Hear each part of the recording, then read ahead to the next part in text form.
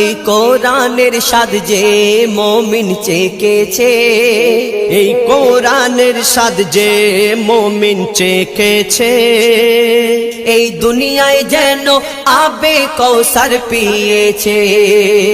এই কোরআন যারা অন্তরে গেঁথে রেখেছে, এই কোরআন যারা অন্তরে গেঁথে রেখেছে, তাদের সাথে যেন আল্লাহ কথা বলেছে।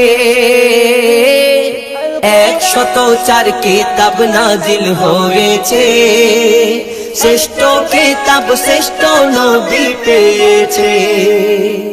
কত জ্ঞানী বিজ্ঞানী কোরআনের বাণী করলো গবেষণা, কোরআনের ভুল এক চুলও খুঁজে পেল না।